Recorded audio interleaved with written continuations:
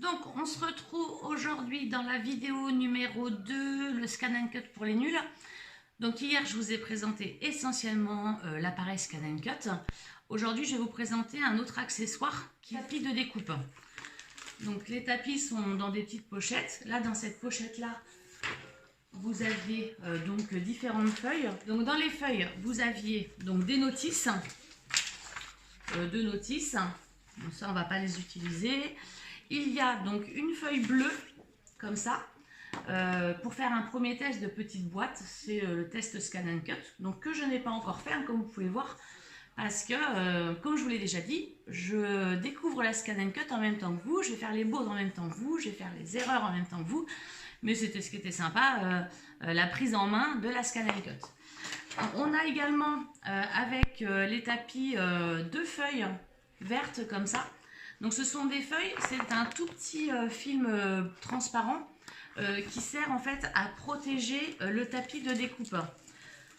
Parce que vous allez voir que ce sont des tapis auto-adhésifs. Donc je dis ce sont des tapis parce qu'on en a un avec une adhésion moyenne.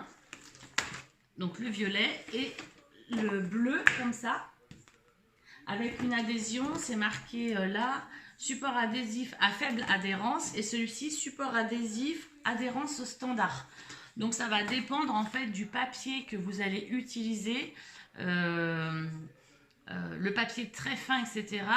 Faut surtout pas qu'il glisse, qu'il se déplace. Enfin, je crois que c'est quelque chose comme ça. Je vais peut-être baisser la caméra et puis on va voir ça ensemble.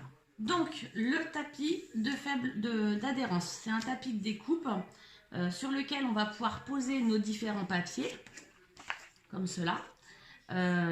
Comme c'est adhésif, enfin il y a une adhérence, il y a un collant dessus, le papier se fixe et ne bouge plus pour qu'à la découpe ce soit très très net. Donc il faut penser absolument à enlever sur ce tapis la petite pellicule de protection. Ce plastique, ne le jetez surtout pas.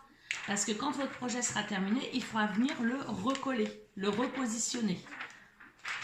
Donc là, on sent en effet que ça colle. Donc je vais venir positionner mon papier. Donc appuyez bien pour que le papier adhère bien. Et je vais venir repositionner un deuxième papier, mais un deuxième papier de même qualité. Ça, c'est important. Pourquoi? Parce que quelle que soit la Scan and Cut que vous allez posséder, que vous avez en votre possession, il va falloir régler la mine et la pression, enfin la lame et la pression de la lame. Cette pression et cette poussée de lame va pouvoir être éventuellement différente en fonction de la dureté de votre papier, de la finesse de votre papier. Donc c'est vraiment important de mettre deux papiers de qualité identique, de grammage identique, éventuellement de marque identique. Comme ça, vous êtes sûr que votre papier sera bien découpé. Moi, sur ma Scan and Cut, c'est une lame qui va se régler toute seule. Je n'ai aucun réglage à faire. Pour les personnes qui ont des Scan and Cut qui vont de la CM300 à la CM900, vous allez devoir régler vos lames et votre pression. Et dans ce cas-là, vous avez un guide avec un tableau qui va vous guider en fonction des grammages du papier, en fonction de ce que vous coupez, si c'est du papier, de la mousse, du tissu, etc., qui va vous guider pour régler vos lames. Donc là, moi, je n'y connais pas assez. Il y a des vidéos qui vont pouvoir vous aider. Vous pouvez aller voir les vidéos de Pilou Scrap qui va commencer à faire une série de vidéos sur la Scan and Cut et elle a la CM900, donc il faut régler les lames. Donc ce que je vous propose, c'est qu'on va aller insérer le papier dans la Scan and Cut et on va faire en premier des découpes qui sont sur la Scan and Cut. On ne va pas parler des logiciels à télécharger pour le moment. Donc ce qu'on va faire aujourd'hui, on va travailler sur la fonction découpe. La découpe via la Scan and Cut. Donc comme vous l'avez vu hier, on a donc grâce à l'écran LCD différentes fonctions, différentes images que l'on va pouvoir découper sur du papier. On verra aussi dans un deuxième temps la façon scan, la façon numérisation d'images qu'on pourra également découper. Donc j'ai préparé différents tamponnages et on va voir ensemble ce qu'on peut en faire.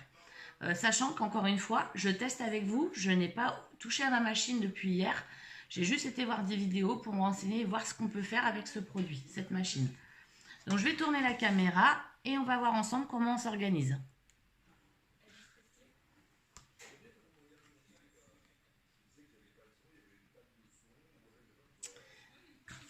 Donc, la Scan & Cut. Donc voilà, on se retrouve face à l'appareil. Donc j'ai en effet allumé mon écran LCD. Je valide, donc avec le stylet ou avec le doigt, c'est comme on veut. Et je vais venir sélectionner des motifs. Donc en motif, j'avais repéré 2-3 petites choses qui me plaisaient beaucoup hier. Parce qu'on va être toujours dans le souci de préparer cette fois-ci des embellissements pour mon album de vacances à la neige. Donc on va rester sur cette thématique pour le moment. Donc je viens sélectionner un flocon de neige. Celui-ci me plaît beaucoup au niveau du tracé. Donc là en dimension, il va faire 100 mm par 8.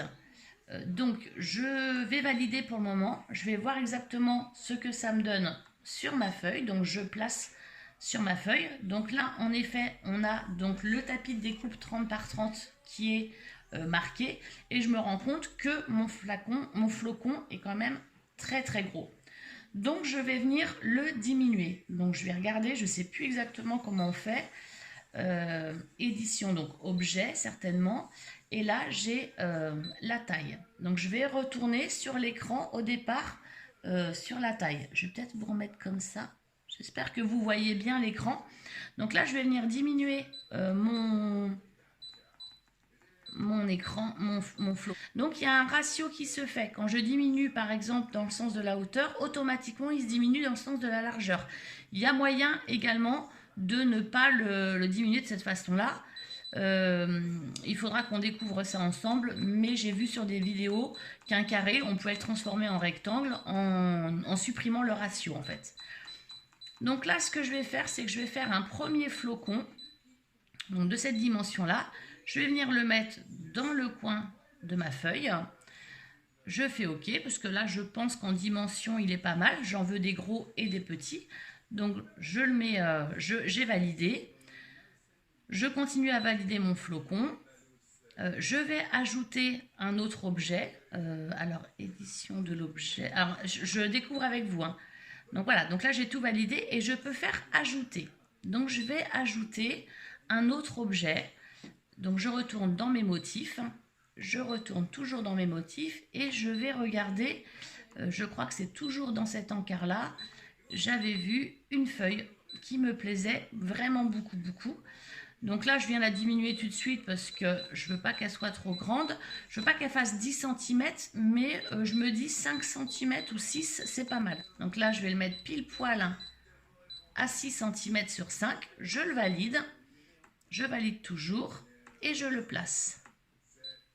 Donc je le place, il va venir se mettre autour. Ça va pouvoir me faire un embellissement un petit peu différent, mais qui peut être vraiment très sympa. Donc là, je le place comme ça. Sur celui-ci, je vais venir par exemple le dupliquer. Je crois qu'on peut multiplier l'objet. Vous voyez, là, il y a un petit plus. Donc, on va venir le multiplier. Je vais le refaire en 3 fois pour en avoir 4 qui viennent se dire. Mes produits sont placés. Celui-ci, je vais peut-être venir le mettre là pour équilibrer 2 et 2. OK. Je vais venir rajouter encore une fois une écriture. J'avais vu une petite écriture qui me plaisait bien également, qui était l'écriture Family. Donc là, je vais aussi la diminuer parce que je la trouve quand même tant qu'assez grande. 14 cm, ça fait un peu beaucoup. Donc je viens la mettre à 10 cm de long. Et on va voir ce que ça donne. Hop. Donc là, je viens la placer ici. Et voilà. Donc là, je fais OK. Donc maintenant, une fois que j'ai fait ça, il va falloir que, éventuellement, je sélectionne ma découpe. Donc, traitement en cours. Alors là, ça va être vraiment le gros test ensemble, hein. Donc là, tous les réglages, moi, se font automatiquement. On va faire un petit test quand même pour voir exactement ce que ça va donner. On va faire... hop. Je ne vais pas le mettre par là parce que je ne vais pas être bien ici. Comment je peux faire pour changer? Hop. Ok. Mon test, il va se faire en bas de ma feuille, ce qui me va très bien. Et on va lancer la découpe. On va voir ensemble ce que ça va donner.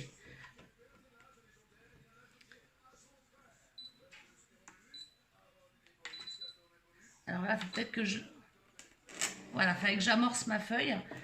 Donc, je pense que la faible adhérence, vous voyez, c'est quand même pas nickel. Parce que, en fait, je me rends compte que le papier se découpe. Donc, il faut quand même prendre... Donc là, il ne veut pas me le faire. Je pense que le papier est pas bon. Vous voyez. Ah ben non, je sais pourquoi. J'ai pas préparé... Donc, je vais faire pause. La grosse bêtise, je n'avais pas mis la lame de découpe. Donc forcément, ça ne peut pas fonctionner. Hop là. Donc ce qu'il faut penser à faire également, c'est de mettre le plateau à l'arrière. Il y a un petit... Donc on va regarder le test qui a été fait. Et voilà. Donc le test a bien été fait.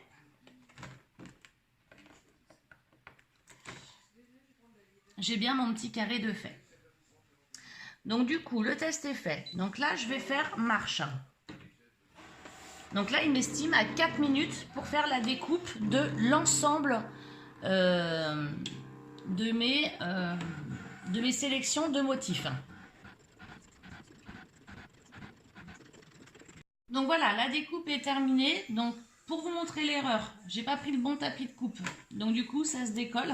Donc ça, je pense que ça peut être problématique pour la machine. Donc attention au bon choix du tapis. Là, j'avais pris la faible adhérence. Je pense qu'il faut prendre l'adhérence standard. Deuxièmement, sur le côté de la machine, il y a une manivelle qui est positionnée en 1 ou 2. Et bizarrement, j'ai commencé à faire cette découpe-là qui a fonctionné. Ça a démarré sur celle-ci et la machine s'est mise en rade et m'a mis de positionner la manette sur le 2. Donc j'ai repositionné, j'ai redémarré, j'ai relancé la découpe et ça a fini de me découper l'ensemble de mes motifs.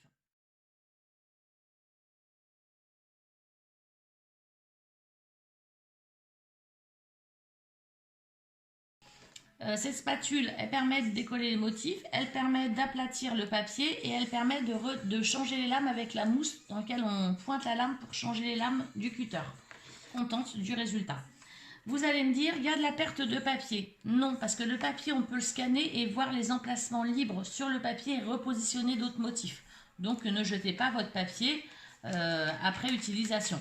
Et ce que je ne vous ai pas montré aussi ici, et j'aurais pu faire la grosse erreur, c'est qu'avant de lancer l'impression, je n'ai pas scanné ma feuille pour voir si, oui ou non, tous mes motifs rentraient bien sur mes deux feuilles. Donc là, je suis allée un petit peu vite. C'est là où l'appareil s'est arrêté tout au début parce que je n'avais pas mis le levier sur la bonne position et du coup, ça s'est cassé. Mais voilà, c'est une erreur de ma part. Ce n'est pas un problème de la machine. On viendra finir de relever les différents motifs plus tard. Ce que je vais vous montrer, c'est que du coup, je vais quand même sauvegarder cette feuille-là. Donc, je retourne sur le menu principal. Je vais faire enregistrer. En enregistrant, je vais enregistrer les motifs que je viens de faire sur ma Scan & Cut directement. Parce que je pense que je vais en refaire d'autres plus tard, peut-être avec du papier pailleté, etc. pour agrémenter, si vous voulez, mon kit vacances au ski. Donc, c'est enregistré dans la mémoire machine. Le nom du fichier, c'est M00002. Donc, je pourrais aller le consulter quand je le souhaite.